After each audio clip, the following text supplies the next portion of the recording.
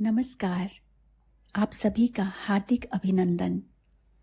आइए ब्रह्म पुराण के अगले अध्याय का पाठन आरंभ करते हैं। पाताल और नरकों का वर्णन तथा हरि नाम कीर्तन की महिमा। लोमहर्षण जी कहते हैं, मुनिवरों, इस प्रकार यह पृथ्वी का विस्तार बतलाया गया। उसकी ऊंचाई भी 70,000 योजन है। पृथ्वी के भीतर 7 तल हैं, जिनमें से प्रत्येक की ऊंचाई 10-10 हजार योजन की है। उन 7 तलों के नाम ये हैं: अतल, वितल, नितल, सुतल, तलातल, रसातल तथा पाताल। इनकी भूमि क्रमशः काली, सफेद, लाल, पीली, कंकरीली, पथरीली तथा सुवर्णमयी है। 7 ही तल बड़े बड़े महलों से सुशोभित हैं। उनमें दानव और दैत्यों की सैकड़ों जातियां निवास करती हैं। विशालकाय नागों के कुटुंब भी उनके भीतर रहते हैं। एक समय पाताल से लौटे हुए देवऋषि नारद ने स्वर्गलोक की सभा में कहा था, पाताल लोक स्वर्गलोक से भी रमणीय है। वहाँ सुंदर प्रभा युक्त चमकीली मणियां हैं जो परम आनंद प्रदान करने वाली है। वे नागों के अलंकारों एवं आभूषणों के काम आती हैं। भला पाताल की तुलना किससे हो सकती है? वहाँ सूर्य की किरणें दिन में केवल प्रकाश फैलाती हैं, धूप नहीं। इसी प्रकार चंद्रमा की किरणें रात में केवल उजाला करती हैं, सर्दी नहीं फैलाती। वहाँ सर्प और दैत्य आदि भक्ष्य, भोज्य तथा सुरापान के मद से उन्मत्त होकर यह नहीं जान पाते कि कब कितना समय बीता है। वहाँ वन, नदियाँ, रमणीय सरोवर, कमल वन तथा अन्य मनोहर वस्तुएं हैं जो बड़े सौभाग्य से भोगने को मिलती हैं। पाताल निवासी दानव, दैत्य तथा सर्पगण सदा ही उन सबका उपभोग करते हैं। सब पातालों के नीचे भगवान विष्णु का तमोमय विग्रह है, जिसे शेषनाग कहते हैं। दैत्य और दानव उनके गुणों का वर्णन करने में समर्थ नहीं है। सिद्ध पुरुष उन्हें अनंत कहते हैं। देवता और देवऋषि उनकी पूजा करते हैं। वे सहस्त्रों मस्तकों के से सुशोभित हैं। स्वस्तिकाकार निर्मल आभूषण उनकी शोभा बढ़ाते हैं। वे अपने फणों की सहस्त्रों मणियों से संपूर्ण दिशाओं को प्रकाशित करते हैं तथा संसार का कल्याण करने के लिए संपूर्ण असुरों की शक्ति हर लेते हैं। उनके कानों में एक ही कुंडल शोभा पाता है। मस्तक पर किरीट और गले में मणियों की माला धारण किए भगवान अनंत अग्नि की ज्वाला से प्रकाशमान श्वेत पर्वत की भांति शोभा पाते हैं। वे नील वस्त्र धारण करते, मद से मत रहते और श्वेत हार से ऐसे सुशोभित होते हैं मानो आकाश गंगा के प्रताप से युक्त उत्तम कैलाश पर्वत शोभा पा रहा हो। उनके एक हाथ का अग्रभाग हल पर टिका हुआ है और दूसरे हाथ में वे उत्तम मूसल धारण किए हुए हैं। प्रलय काल में विषाग्नि की ज्वालाओं से युक्त संकर्षणात्मक रुद्र उन्हीं के मुखों से निकलकर तीनों लोकों का संहार करते हैं। संपूर्ण देवताओं से पूजित वे भगवान शेष पाताल के मूल भाग में स्थित हो अपने मस्तक पर समस्त भूमंडल को धारण किए रहते हैं। उनके वीर्य, प्रभाव, स्वरूप तथा रूप का वर्णन देवता भी नहीं कर सकते। जिनके मस्तक पर रखी हुई समूची पृथ्वी उनके फणों की मणियों के प्रकाश से लाल रंग की फूल माला से दिखाई देती है, उनके पराक्रम का वर्णन कौन कर सकता है? भगवान अनंत जब जम्भाई लेते हैं उस समय पर्वत, समुद्र और वनों सहित यह सारी पृथ्वी डोलने लगती है। गंधर्व, अप्सरा, सिद्ध, किन्नर और सर्प कोई भी उनके गुणों का अंत नहीं पाते। इसलिए उन अविनाशी प्रभु को अनंत कहते हैं, जिनके ऊपर नाग वधुओं के हाथों से चढ़ाया हुआ हरिचंदन बारंबार श्वास वायु के लगने से संपूर्ण दिशाओं को सुवासित करता रहता है।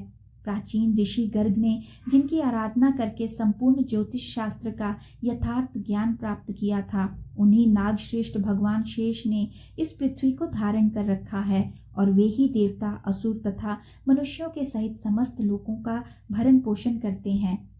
ब्राह्मणों, पाताल के अनंतर रौरव आदि नरक हैं जिनमें पापियों को गिराया जाता है। उन नरकों के नाम बतलाता हूँ, सुनो।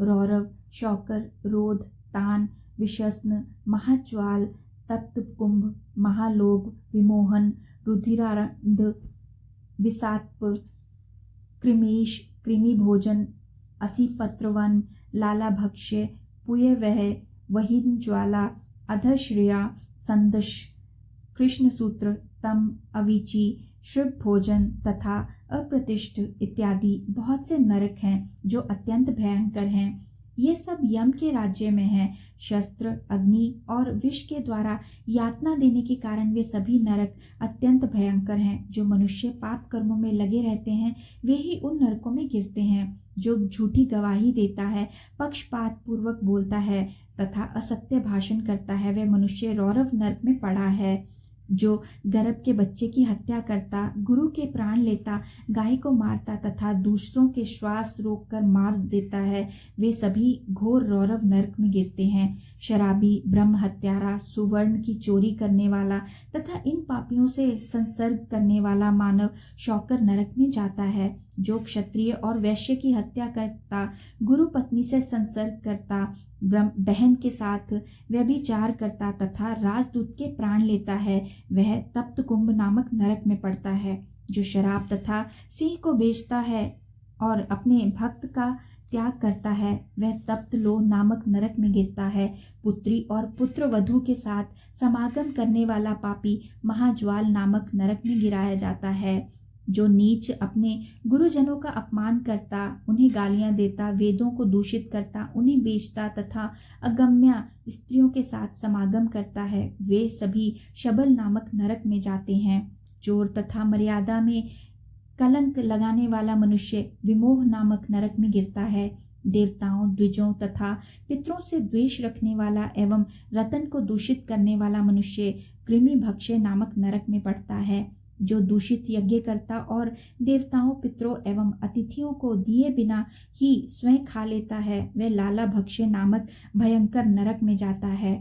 बाण बनाने वाला बेधक नाम के नरक में गिरता है। जो करनी नामक बाण तथा खड़ग आदि आयुधों का निर्माण करता है, वह अत्यंत भयंकर विषसन नाम के नरक में गिराया जाता है। जो द्विज, नीच, प्रतिग्रह स्वीकार करता है, यज्ञ के अधिकारियों से यज्ञ करवाता है तथा केवल नक्षत्र बताकर जीविका चलाता है तथा अधोमुख नामक नरक में जाता है।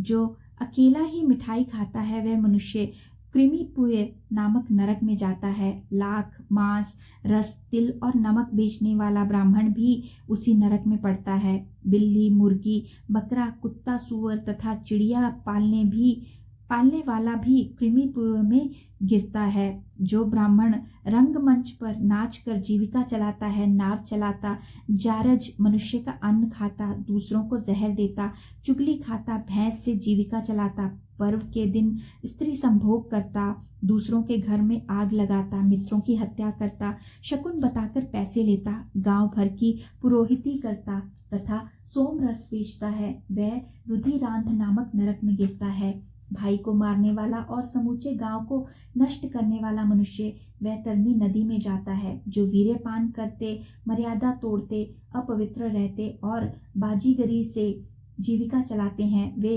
कृच्छ नामक नरक में गिरते हैं। जो अकारण ही जंगल कटवाता है, वह असीपत्र वन नामक नरक में जाता है। भेड़ के व्यापार से जीविका चलाने वाले और मृगों का वध करने वाले वही ज्वाल नामक नरक में गिराए जाते हैं। जो व्रत का लोप करने वाले तथा अपने आश्रम से भ्रष्ट हैं, वे दोनों ही संदश नरक की यातना में पड़ते हैं। जो मनुष्य ब्रह्मचारी होकर दिन में सोते और स्वप्न में वीर्यपात करते हैं तथा जो लोग अपने पुत्रों द्वारा पढ़ाए जाते हैं, वे श्वभोजन नामक नरक में गिरते हैं। ये तथा और भी सहस्त्रों नरक हैं जिनमें पापी मनुष्य यातना में डालकर पीड़ित किए जाते हैं। ऊपर जो पाप गिनाए गए हैं, उनके अतिरिक्त दूसरे भी सहस्त्रों प्रकार के पाप हैं जिनका फल नरक में पड़े हुए पापी जीव भोगते हैं। जो लोग मन, वाणी और क्रिया द्वारा अपने वर्ण और आश्रम के विपरीत आचरण करते हैं, वे नरकों में पड़ते हैं। नरक में पड़े हुए जीव नीचे मुंह करके लटका दिए जाते हैं और उसी अवस्था में वे स्वर्ग में सुख भोगने वाले देवताओं को देखते हैं। इसी प्रकार देवता भी उक्त अवस्था में पड़े हुए नरक के जीवों को देखते रहते हैं। ऐसा होने से उनके धर्म के प्रति श्रद्धा और पाप के प्रति विरक्ति बढ़ती है। सथावर, कीट, जलचर, पक्षी, पशु, मनुष्य, धर्मात्मा, देवता तथा मोक्ष प्राप्त महात्मा, ये क्रमशः एक से दूसरे सहस्त्र गुणे श्रेष्ठ हैं। महर्षियों ने पापों के अनुरूप प्रायश्चित भी बतलाए हैं। स्वयंभू, मनु आदि स्मृतिकारों ने बड़े पाप के लिए बड़े और छोटे पाप के लिए छोटे प्रायश्चित बतलाए हैं। वे सब तपस्या रूप हैं, तपस्या रूप जो समस्त प्रायश्चित हैं। उन सब में भगवान श्री कृष्ण का निरंतर स्मरण श्रेष्ठ है। पाप कर लेने पर जिस पुरुष को उसके लिए पश्चाताप होता है, उसके लिए एक बार भगवान श्री हरि का स्मरण कर लेना ही सर्वोत्तम प्रायश्चित है। प्रातःकाल, रात्रि, संध्या तथा मध्याह्न आदि में भगवान नारायण का स्मरण करने वाला मनुष्य तत्काल पाप मुक्त हो जाता है। भगवान विष्णु के स्मरण और कीर्तन से समस्त क्लेश राशि के क्षीण हो जाने पर मनुष्य मुक्त हो जाता है। विप्रवरो, जप, होम और अर्चन आदि के समय जिसका मन भगवान वासुदेव में लगा होता है, वह तो मोक्ष का अधिकारी है। उसके लिए फल रूप से इंद्र आदि के पद की प्राप्ति विघ्न मात्र है। कहाँ तो जहाँ से पुनः लौटना पड़ता है, ऐसे स्वर्ग लोक में जाना, और कहाँ मोक्ष के सर्वोत्तम बीज वासुदेव मंत्र का जप, इनमें कोई तुलना ही नहीं है। इसलिए जो पुरुष रात दिन भगवान विष्णु का स्मरण करता है, वह अपने समस्त पातकों का नाश हो जाने के कारण कभी नरक में नहीं पड़ता। एक ही वस्तु समय समय पर दुख, सुख, ईर्ष्या और क्रोध का कारण बनती है। अतः केवल दुख रूप वस्तु कहाँ से आई? वही वस्तु पहले प्रसन्नता का कारण होकर फिर दुख देने वाली बन जाती है, फिर वही क्रोध और प्रसन्नता का भी हेतु बनती है। इसलिए कोई भी वस्तु ना तो दुख रूप है न सुख रूप। यह सुख और दुख आदि तो उन मन का विकार मात्र है। ज्ञान ही पर ब्रह्म का स्वरूप है और अज्ञान बंधन का कारण है। यह संपूर्ण विश्व ज्ञान स्वरूप है, ज्ञान से बढ़कर कुछ भी नहीं है। ब्राह्मणों, विद्या और अविद्या को भी ज्ञान रूप ही समझो। इस प्रकार मैंने तुमसे समस्त भूमंडल, पाताल, नरक, समुद्र, पर्वत, द्वीप, वर्ष तथा नदियों का संक्षेप से वर्णन किया। अब और क्या सुनना चाहते हो? आज के पाठन को यहीं विराम देते हैं और आगे के पाठन के लिए हमारे साथ फिर से जुड़िएगा। आइए साथ मिलकर ब्रह्मा जी के इस पवित्र मंत्र से आज का समापन करते हैं। ओम ब्रह्मणे नमः। ओम ब्रह्मणे नमः। ओम ब्रह्मणे नमः। ओम ब्रह्मणे नमः। ओम ब्रह्मणे नमः। ओम ब्रह्मणे नमः। ओम ब्रह्मणे नमः।